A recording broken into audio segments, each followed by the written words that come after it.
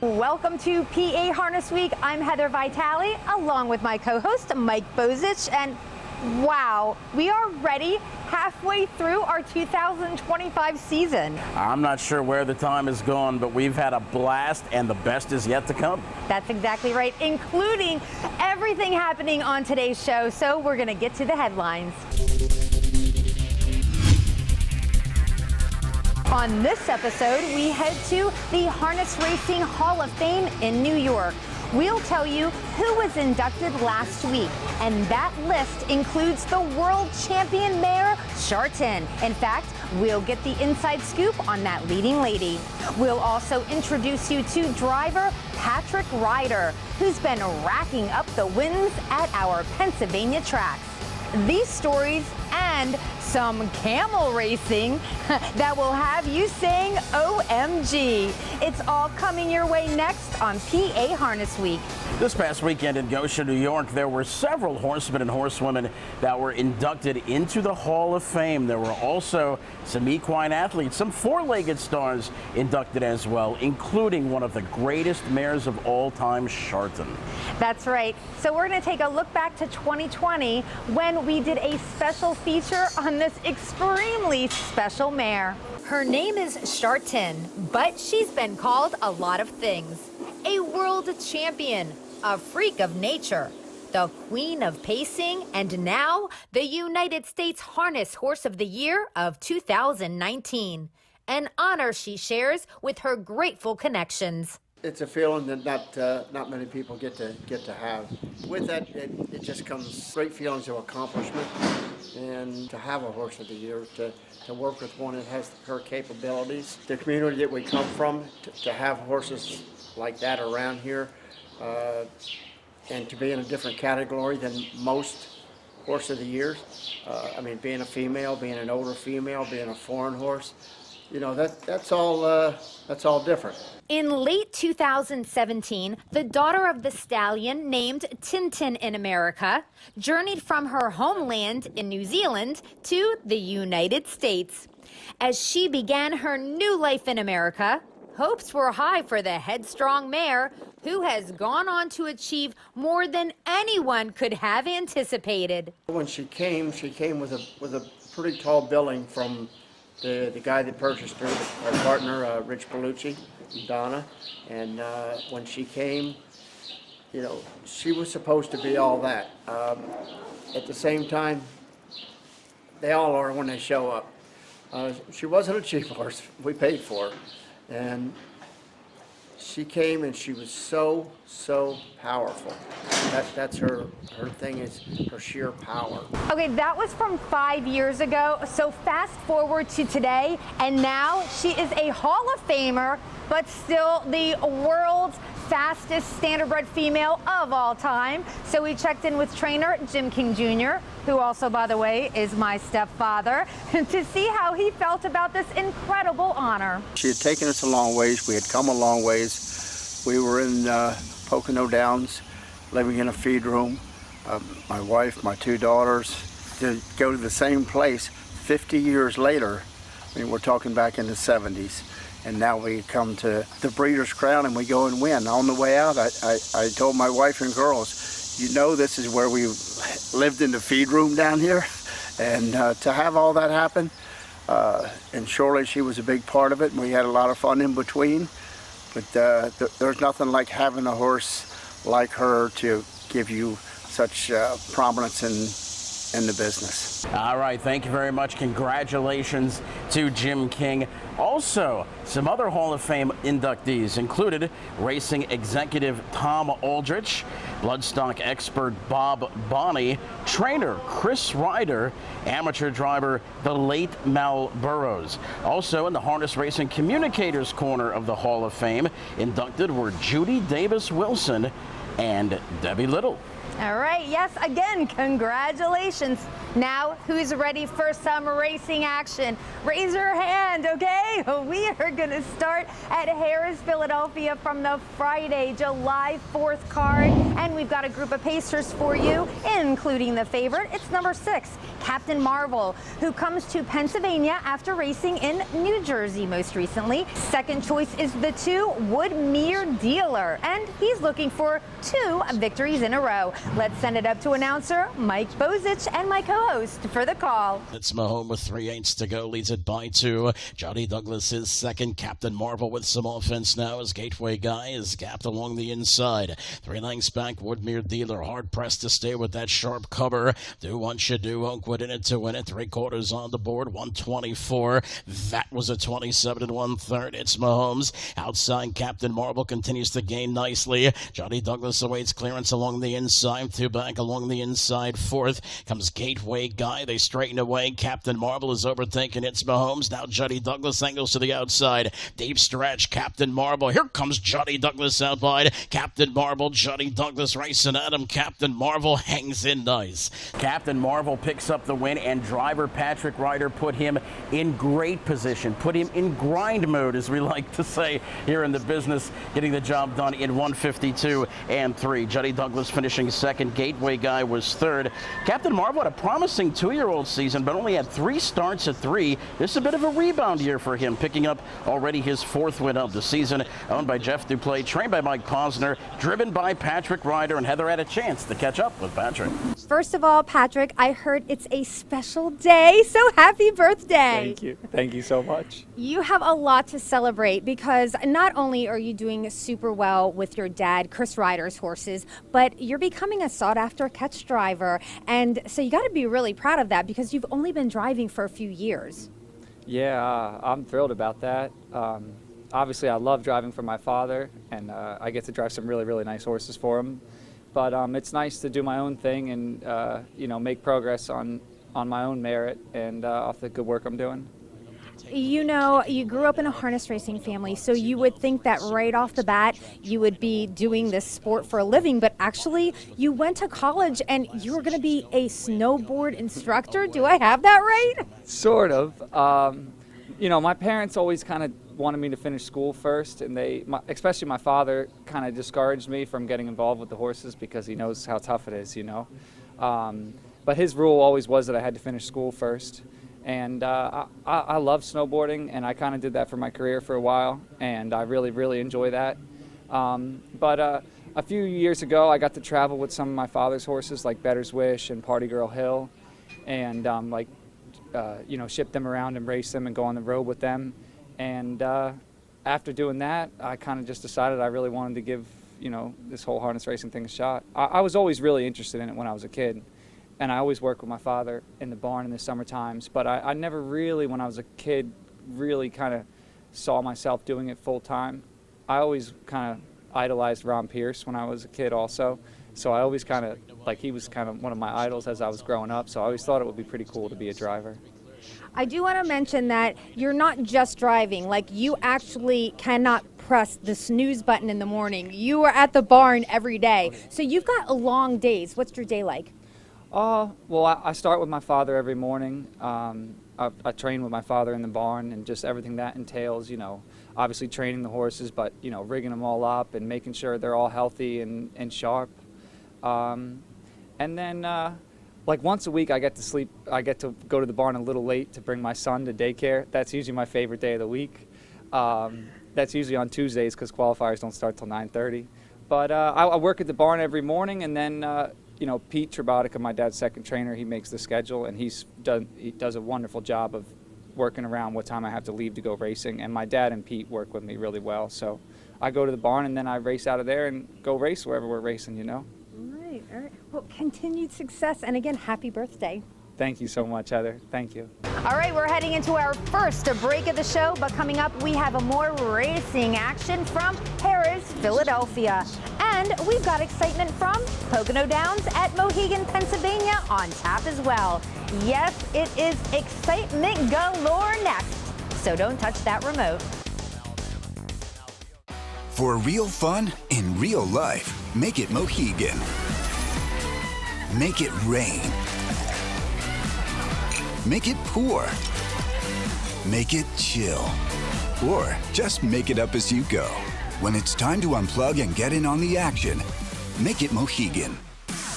Party on the Patio is back.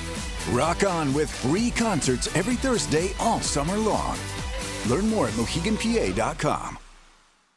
In the world of standardbred racing, only one name is synonymous with this kind of success, this kind of history, this kind of greatness, this kind of legacy, and this kind of unparalleled promise for tomorrow.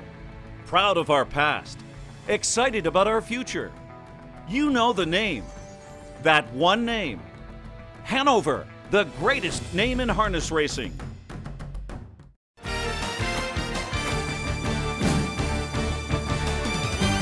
Hello, everyone, and welcome back to PA Harness Week. I'm Heather Vitale. And I'm Mike Bozich. And we are getting ready for our race of the week from Harrah's, Philadelphia.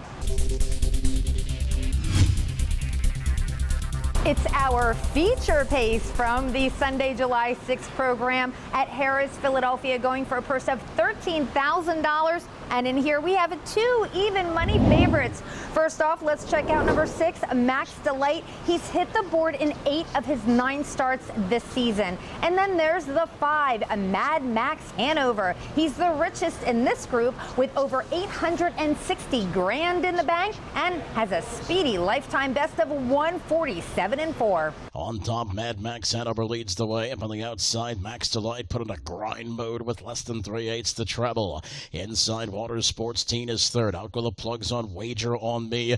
Better Not Talk is on the outside, laboring. Inside, Primary Colors. Outside, Stonebridge Reef. Mad Max Hanover, 3/4, 122-4. But Max Delight is driving up on the outside, and they're going to go down right now. Max Delight outside, Mad Max Hanover inside. Water Sports Teen all out to stay with. They straighten away for the stretch drive. Anticipated match up here. Mad Max Hanover trying to turn away Max Delight. Mad Max Hanover game and gutsy at the end. Max Delight still trying to grind him away. Mad Max Hanover, too much heart. Mad Max Hanover. We got the anticipated stretch drive, the anticipated matchup, and the day belonged to Mad Max Hanover. A thrilling stretch win in a very solid time of 149-4. Mad Max Hanover has earned over $800,000 in his career for owner Marvin Runick, trainer Jake Lehman, and driver Mark Hirschberger, who had a $46 winner earlier in the program. But listen, a little bit later on today is the Meadowlands Pace, and did you know back in 2022 Mad Max Hanover finished second in the Meadowlands Pace at 53-1. Oh my goodness, how about that little tidbit for our fans? I love it. Right. Keep it coming. All right, now we are going to stay here at Harrah's, Philadelphia, and also on this Sunday, July 6th card with another group of pacers to check out. And we've got in here number 2, Patronus Star, the heavy 1-9 favorite, taking a step down in class. Second choice is the 8, 6 feet apart, coming off a dominant 5-length win. And then there's number 4, Anti-Up Hanover, who is up in class. Just a little bit, though, and he hit the board his last 2 starts. 57-2, 30-1 rating up top. That's a big rating for He's a Kingslayer, joined on the outside by 6 feet apart. The inside racing third, Anti-Up Hanover, second over fourth, Victor Cruz, third up into the flow, Patronus Star.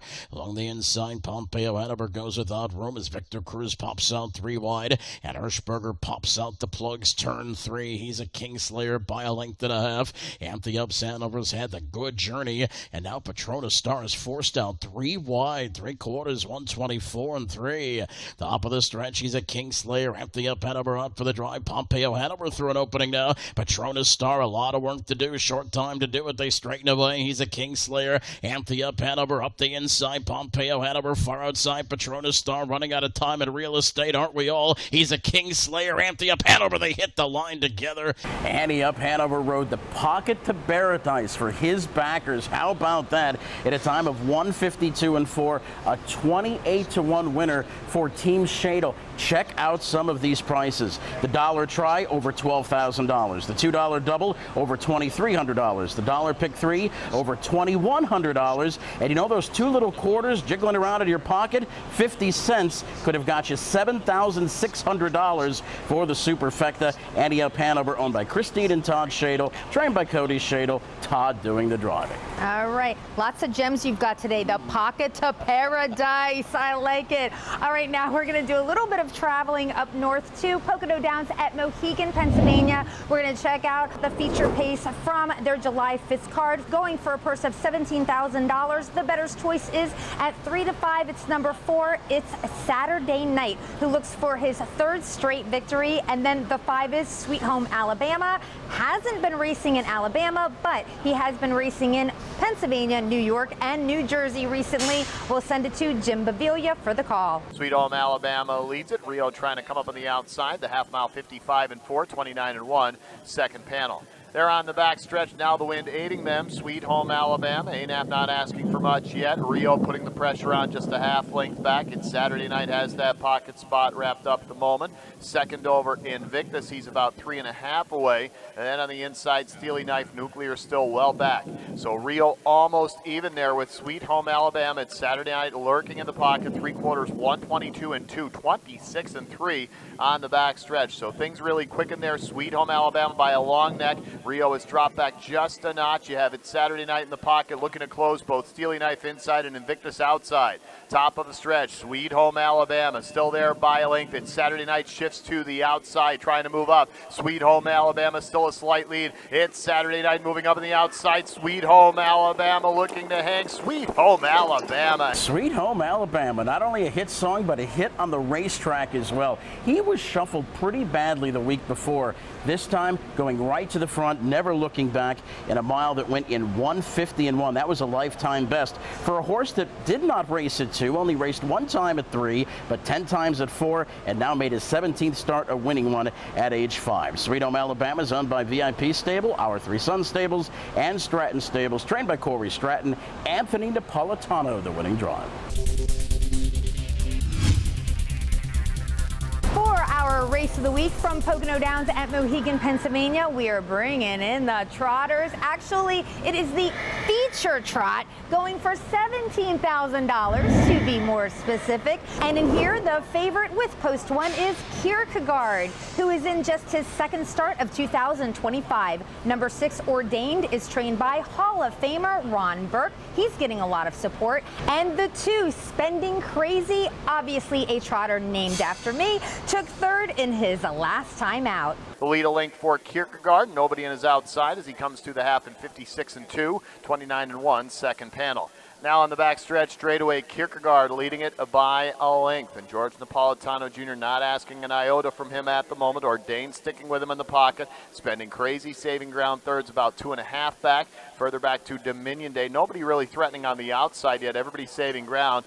5th is Miss Principal. Further back, Addis Rock now on the outside, but 6th still 12 away as she goes past the Crazy Brother Jim, and the deep trailer is still International Craze. 3/4, 124-1, 27-4, third panel. Up top, Kierkegaard. Spending Crazy now showing from 3rd on the outside. Ordained still in the pocket. Way back to Dominion Day 4th.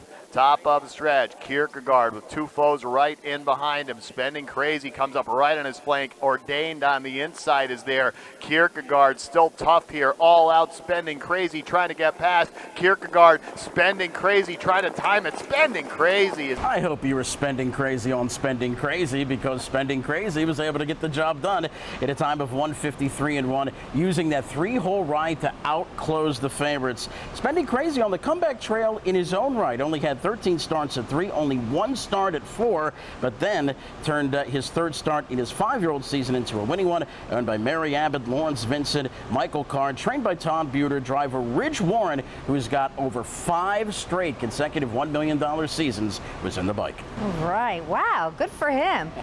Okay, I don't know about you, but I need to catch my breath, okay? So we're going to a break, because when we come back, we have a race that gives new meaning to the expression Hump Day, as we check out some competitive camels. Stay tuned, we'll be right back.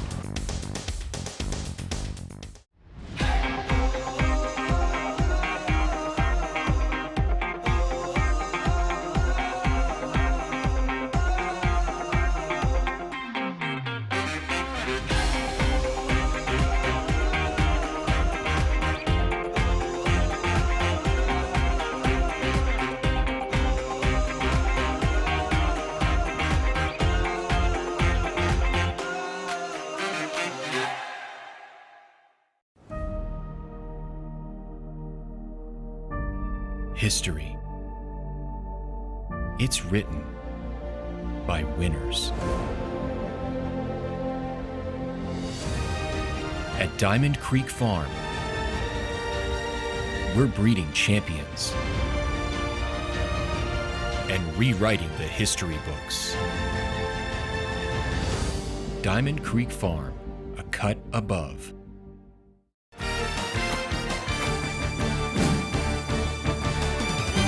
Welcome back to PA Harness Week along with Heather and Mike, and we are not hesitating at all as we get right back into the racing. We're going to put in the spotlight some other four-legged animals going to post. We're going to go to Ocean Downs in Maryland for their camel race. Now take note, there's 4 camels in the race, and 2 of the camels are driven by 2 harness drivers that we see right here in Pennsylvania, both Jason Thompson and William Carter. Let's see how they did as we send it to Canadian Hall of Fame announcer Frank Salive. And they're off. Jason Thompson has his mount under urging. He's taken off on the field. William Carter next, and then the other pair. Jason Thompson has wired the field with his camel. Ah, the camels. You know, we are recording this on hump day of the week, right? Number 1. Number 2, do you think the Camels director of racing is John Camel? You got me to that one. But anyway, how about Jason Thompson? Hot dog in there with the cowboy hat as the Camels reach the stretch. Certainly one to put on his resume. It is trivia time, the part of the show when we make you think. Or at least Mike makes you think, okay? So, Mike, what's the question today? This is a very, very good question. It concerns the Harness Racing Hall of Fame. Of course, a big weekend for Harness Racing Hall of Fame inductees. So the trivia time question is, when did the Harness Racing Museum open? Now, I'll give you a couple of hints. It was the year I Love Lucy debuted. It was the year that super glue was invented. And it was the year that gas was only 27 cents a gallon. And I'll give you a hint. It wasn't last week. It wasn't even last year. 1901. Oh, wait, no, I don't even think there was cars. That Ford Model T hadn't come out just yet, I don't think. Anyway, it's okay for you to think about this because we're going to give you time. We're going to a break. When we come back, Mike will have the answer for you. Plus that, we have a blast from the past, a Breeders' Crown one that is fit for a queen. The queen of pacing, that is. Don't go away. We'll be right back. Keisha Hall continues to pester the leaders. For real fun in real life, make it Mohegan. Make it rain. Make it pour. Make it chill. Or just make it up as you go. When it's time to unplug and get in on the action, make it Mohegan. Party on the Patio is back.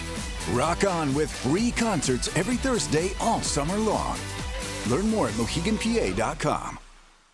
Some of the top horses in the sport are born and raised in Pennsylvania. It's really the world capital of standardbred breeding.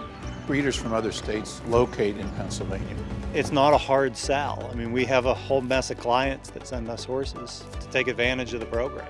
The racing opportunities have been, continue to be, and into the future are very strong here. This is where the top stallions are.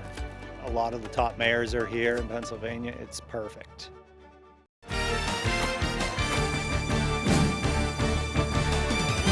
Welcome back to PA Harness Week. I'm Heather Vitale with Mike Bozich, who has something you guys want, the answer to the trivia time question. All right, the question was, when did the Harness Racing Museum open? What year? The correct answer, 1951.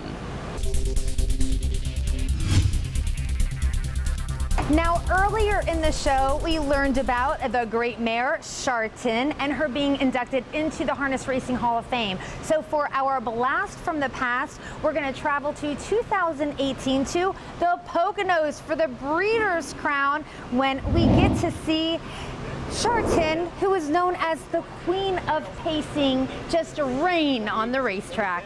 Keisha Hall continues to pester the leader, Sharton, in the pocket. Twinkle, Pure Country coming up out wide. Top of the stretch, it's Sharton with a host of horses behind. Twinkle takes aim in the passing lane. Now Caviar Alley in full gear outside. Sharton starting to feel it. Caviar Alley all out. Sharton digging deep. Sharton's going to dig in here and get the win here. Sharton, one of the greatest pacing mares of all time, now a Hall of Famer, has won 39 of 55 races, over $2.5 million earned if you consider her 7 international wins. But what really amazes me is the great group of mares that Sharton had to go against over those 3 or 4 seasons. Pure Country, some great horses like Caviar Alley, Apple Bottom Jeans, LA Delight, the list goes on and on. Sharton, a true mare for the ages.